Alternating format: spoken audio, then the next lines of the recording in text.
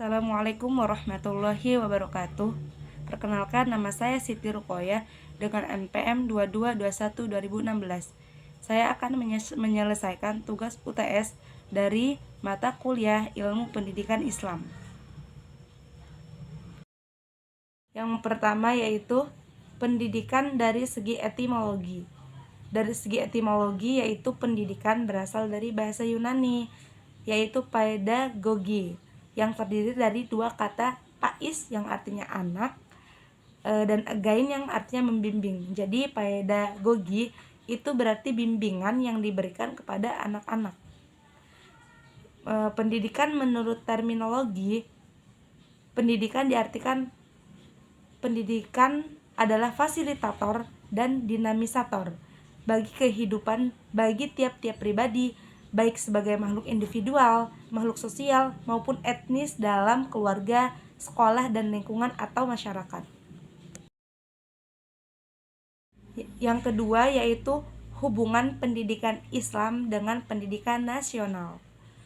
Pendidikan yang didefinisikan sebagai upaya untuk meningkatkan potensi diri dari segala aspek, selalu tak terlepas dengan pemahaman bahwa Islam dan pendidikan memiliki hubungan filosofis yang sangat mendasar, baik secara ontologis, epistemologis, maupun aksiologis. Kedudukan dan peran pendidik dalam perspektif pendidikan Islam. Kedudukan pendidik dalam Islam itu sangatlah mulia, sesuai dengan tugas dan perannya yang sangat berat, bahwa pendidik itu adalah pencerdas bangsa, pembangun agama. Oleh karenanya, jika baik pendidiknya, maka akan baik pula bangsa dan agama. Namun, jika buruk pendidiknya, maka akan buruk pula bangsa dan agamanya. Sumber dan dasar pendidikan Islam. Di dalam pendidikan Islam terdapat beberapa sumber pendidikan.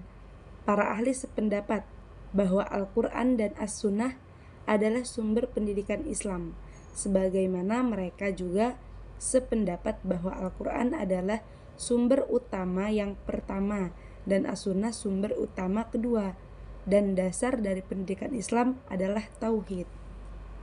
Tujuan pendidikan keagamaan dalam perspektif Islam. Tujuan yang hendak dicapai dalam pendidikan keagamaan perspektif Islam adalah pembentukan pribadi manusia yang dapat mengembangkan dirinya secara totalitas, bertakorub kepada Allah dengan baik dan benar, dan menjadi manusia yang layak hidup sebagai manusia yang manusiawi, yakni memiliki akhlak mulia dan dapat bermanfaat bagi manusia. Tujuan keduniaan dalam perspektif pendidikan Islam. Tujuan keduniaan perspektif Islam dalam membentuk manusia yang mendekatkan diri kepada Allah merupakan tujuan di mana manusia harus melaksanakan perintah Allah, menjauhi larangannya. Ditinjau dari filsafat pendidikan, tujuan mendekatkan diri kepada Allah memiliki kesamaan konsep dengan filsafat idealisme dan filsafat pendidikan esensialisme.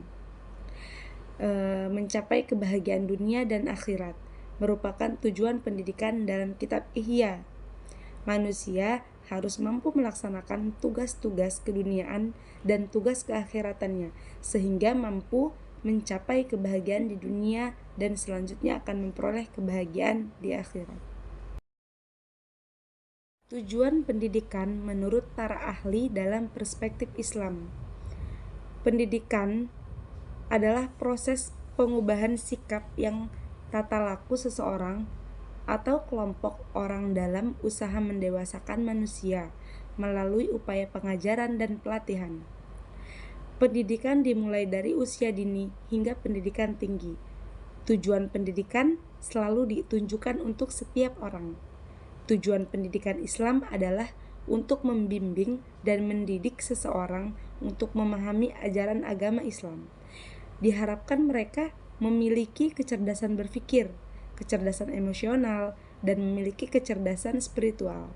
untuk bekal hidup menuju kesuksesan dunia dan akhirat. Definisi dari pendidikan dalam perspektif pendidikan Islam. Seorang pendidik adalah orang yang berilmu pengetahuan dan berwawasan luas, memiliki keterampilan, pengalaman, dan berkepribadian mulia, memahami yang tersurat dan tersirat, menjadi contoh dan model bagi muridnya, senantiasa membaca dan meneliti, memiliki keahlian yang dapat diandalkan, serta menjadi penasihat dan memiliki pengetahuan agama yang luas. Kedudukan dan peran pendidik dalam perspektif pendidikan Islam. Kedudukan pendidik dalam Islam itu sangatlah mulia, sesuai dengan tugas dan perannya yang sangat berat, bahwa pendidik itu adalah pencerdas bangsa, pembangun agama. Oleh karenanya, jika baik pendidiknya, maka akan baik pula bangsa dan agama. Namun, jika buruk pendidiknya, maka akan buruk pula bangsa dan agamanya. Jenis-jenis dan syarat-syarat pendidikan dalam perspektif Islam. Jenis-jenisnya: lembaga pendidikan yang berkewajiban memberikan pelayanan kepada generasi muda dalam mendidik mereka untuk warga negara yang bertanggung jawab. Lembaga pendidikan Islam formal di Indonesia saat ini adalah pondok pesantren, madrasah ibtidaiyah, tsanawiyah, dan aliyah, serta perguruan tinggi. Dan syarat-syaratnya, syarat pendidik itu harus mempunyai solidaritas yang tinggi, serta dapat bergaul dengan baik, memiliki pengalaman mengajar dan atau masa kerja yang cukup, mempunyai keahlian dan berpengetahuan, sikapnya harus ramah, terbuka, dan lain-lain. Peserta didik dalam perspektif pendidikan Islam. Peserta didik ialah setiap manusia yang sepanjang hayatnya selalu berada dalam perkembangan. Jadi, bukan hanya yang sedang dalam pengasihan orang tuanya, bukan pula hanya anak-anak dalam usia sekolah, tetapi mencakup seluruh manusia, baik sebagai individu maupun sebagai kelompok, baik manusia yang beragama Islam maupun tidak. Atau dengan kata lain, manusia secara keseluruhan, setiap orang yang terlibat dalam suatu kegiatan pendidikan, baik itu formal, informal, maupun non-formal, harus mampu mengembangkan dan mengasosialisasikan berbagai persoalan yang berkaitan dengan peserta didik secara baik dan benar. Kebutuhan dan dimensi peserta didik. Kebutuhan peserta didik yang berupa kebutuhan fisik, sosial, mendapatkan status, fasilitas, berprestasi, ingin disayangi dan dicintai, menjadi teman curhat, dan mendapatkan filsafat hidup harus dipenuhi oleh pendidik untuk menunjang perkembangan dan pembentukan sikap moral peserta didik sebagai insan yang kamil.